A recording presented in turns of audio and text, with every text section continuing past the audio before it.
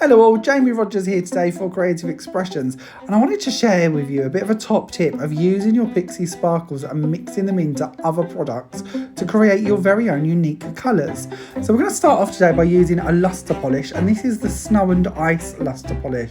It's basically like a light white with large shards of mica that give you a really subtle finish. I've done it here over a piece of embossed card using one of Sue Wilson's embossing folders, just to share with you how it's going to look if we use it in the format it starts off as.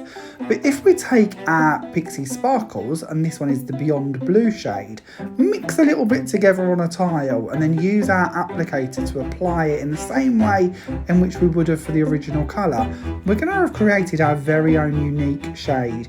And we can do this with all different types of polishes and mediums. The applicators that come with the Cosmic Shimmer Polishes of course can just be washed through, so you don't have to worry about contaminating those. But as you can see, a really nice subtle finish, and it's a good way to get more value for money out of your products.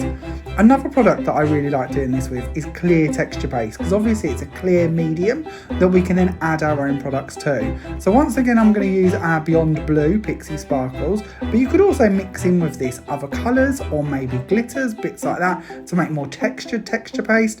But for this one, I just wanted to share with you how one colour can be used in so many different formats.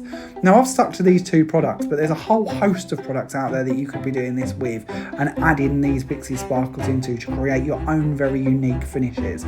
With the two I've shown you today, if you was to mix too much of it, you could certainly keep it in an airtight container and come back to it at a later date. Or if you discover a colour you really like, there's no reason why you can't go ahead and make up quite a batch of it and then store it in an airtight container and use it at a later date.